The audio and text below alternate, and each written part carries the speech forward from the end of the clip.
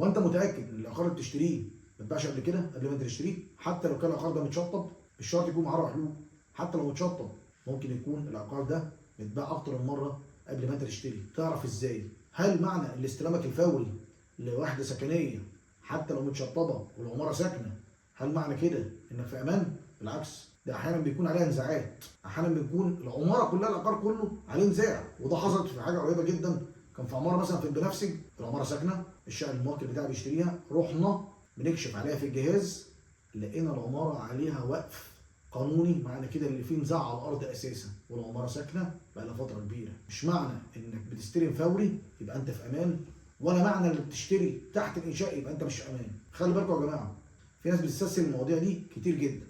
مبدئيا انا عايز اوصل لكم كام نقطه مهمه جدا جدا جدا جدا. ايه هي؟ ان يا جماعه النهارده وانت بتشتري عقار سواء استلام فوري او تحت الانشاء، انا عندي كام بوينت لازم تخلي بالك منها. ازاي تعرف ان العقار ده ما اتباعش قبل كده؟ ازاي المطور وسمعته عامله ازاي؟ طب لو مش بشتري مطور بشتري ريسيل، هل حدث تصرف قبل كده على وحده سكنيه انت بتشتريها او عقار بتشتريه قبل ما انت تشتريه، او البائع نفسه باع الوحده دي اكتر من مره؟ طب تعرف ازاي الكلام ده؟ المواضيع كلها بتتكشف سنه سنه. لازم يكون معاك واحد مختص فاهم هو اساسا هيعمل ايه مع الراجل نفسه اللي بتشتري منه. خلي بالكم يا جماعه، احنا دايما المحامين بتدور على تفصيله التفاصيل، بمعنى ان حضرتك النهارده بتبتدي من اول الكلام مع البائع. البائع ده هل بيتكلم كلام هو مظبوط؟ طب البائع مضطرب؟ طب البائع عنده مشاكل اسريه؟ هل مراته واخده تمكين على الوحده؟ ما ده كل ده من ضمن المشاكل اللي احنا بنقابلها في الشراء الفوري. احنا برضه بنتكلم عن النقط دي كويس جدا، عشان الناس دايما بتتخدع، تقول لك ده انا اشتري حاجه النهارده اشتري مفتاحها دلوقتي. طب ماشي، انت اشتريت ازاي؟ عملت ايه؟ انت ممكن وانت بتشتري اشتريت غلط لا قدر الله، تخش في مشكله وفي محاكم ونزاع ملكيه ما يعلم بيه الا ربنا. يعني في حد اعرفه اشترى شقه ورقها اساسا مش مظبوط، وكان فيها تزوير في الورق، وطلع ان الشقه دي بتاعت حد تاني خالص، ومسافر، وفجاه لقى ناس جوه الشقه، وفجاه الشقه دي كانت بتتباع اكتر من مره. طبعا الكلام ده كله محتاج حد خبير معاك وفاهم الموضوع ماشي ازاي، وفاهم اوله من اخره. وخلي بالك، انا مش معنى ركزوا في النقط دي كويس جدا، ان العماره ساكنه والشقه متشطبه وناس ساكنه فيها يديك الامان انك تخلص حاجه. انت اولا واخيرا بتشتري ورق. اولا واخيرا انا بشتري ورق، مش بشتري عقار. مش بشتري ايه؟ عقار. ركزوا في الجمل دي كويس جدا جدا جدا. انا ورقي اقدر اجيب بيه وحدتي لو سليم. لو الورق مش سليم وانت معاك الوحده اكنك ما معكش حاجه.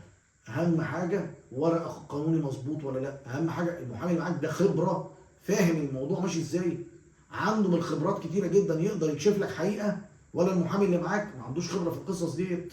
فخلي بالكم، المواضيع العقارات مواضيعها كبيره جدا جدا جدا. هل انا بشتري ازاي؟ هل بروح النهارده للبايع هل انا فاهم قانون؟ انا مش فاهم، وبيديني شويه ورق. معاك مختص ويقعد مع البايع ويفهم ايه الموضوع ويكشف على القطعه، ويسال كمان على المالك نفسه. يمكن المالك انا اسف اللي بيبيع يكون سمعته سيئه، يكون عمل مشاكل قبل كده. في بعض المطورين على فكره في التجمع كان عندهم شركات وقفلت وعملوا مشاكل ودخلوا بمشاكل بعد ما العملاء اشترت. ده انا عايز اقول لكم على حاجه كمان من ضمن الحاجات اللي ممكن ما تتخيلهاش، اللي في شركه من ضمن الشركات اللي في التجمع كان نظامها مستثمرين. يعني مستثمر داخل بالارض والشركه بتبني مقابل حصه والناس استلمت شقق. اتفاجئوا بعد كده ان الاصيل، يعني خلي بالكم بقى، الاصيل اللي هو اسمه مختار التخصيص اللي هو المستثمر ده، يعني مفيش توكيلات، كان مشارك واحد من الباطن. اللي مشاركه في الباطن ده دخل معاه في نزاع وقف العماره كلها. شوف واصل لحد فين؟ ما انت اختيارك للشركه واختيارك للمكان واختيارك للاشخاص والورق يكون مظبوط، هي عمليه كلها مربوطه ببعض. ما ينفعش تختار حاجه وتسيب حاجه. دي حاجه مهمه جدا جدا جدا. بعض الحاجات اللي جات لي قبل كده، فيلا عليها نزاع ما بين 6، وجاي واحد نصاب ادعى انه صاحب الفيلا وهو ما لمش فيها اي شيء، وعايز يبيع كمان جزء وضرب لها ورق. دي حاجه من ضمن الحاجات اللي شفتها. حد نصاب تاني برضو اتقابلت معاه، لو محامي مش فاهم الموضوع كان ممكن يحصل مشكله كبيره. كان معاه عقد بتاع شركه من احدى شركات العقارات، من اكبر شركات العقارات في التجمع يعني. كان بيبيع شقه لحد كان بيشتري منه الشقه دي. اتفاجئنا ان الباشا ضارب عقد باسم الشركه، لان انا مش من الناس اللي بتاخد بكلام ولا بتاع، لا ده انا بتحرى على كل كلمه، وبقعد مع اللي بيبيع ده مره واثنين وثلاثه لغايه ما افهم قصته ايه. ولو شكيت فيه لحظه بعين المحامي شكيت، الموضوع انتهى بالنسبه لي. مش هقول لك اتكون لي عقيده او كون لي دليل، لا شكيت بس. فخلي بالكم يا جماعه، اولا لازم تفهم حاجه وانت بتشتري عقار، 4 5 نصائح كده اقولهم لك، 5 نصائح اللي هقولها لكم ديت تخلي بالكم منها كويس جدا. اولا لا تثق في حد، العلاقه اللي ما بينك وما بين البائع دي علاقه شراء وبيع. انا حضرتك مش رايح اناسبه، انا رايح بشتري منه حاجه وهو بيبيع لي حاجه، فلازم انا اتحرى بدقه. واحد غريب عني ما اعرفوش، وحتى لو عرفت انا ممكن يكون اللي اعرفه ده الورق بتاعه مش مظبوط، ممكن يكون هو ما خدش معاه محامي وهو بيشتري فلبس في حيطه، اشترى بورق غلط، اشترى بمشكله. مش معنى ان انا بشتري النهارده من واحد حتى لو استلام فوري اثق فيه. انا ما عنديش كلمه اسمها ثقه في حياتي، انا الثقه دي بتتولد لما بتعامل مع بني ادم مره واثنين وثلاثه، قبل كده ما بثقش في حد. فما حدش يقول لي انا بثق، اصل الراجل الشركه دي ثقه، اصل الراجل ده محترم. انا ما عنديش الكلام ده. انا بيني وبينك علاقه تعاقديه، علاقه ورق. انا راجل بشتري، حضرتك بتبيع، فانا النهارده لازم احط اي احتمال وما فيهاش زعل لحد ما تثبت لي العكس، اخون اي حد لحد ما تثبت لي العكس. حضرتك لا الشراء الفوري امان ولا الشراء تحت الانشاء مش امان. مفيش قاعده، يعني مفيش قاعده ثابته في العقار.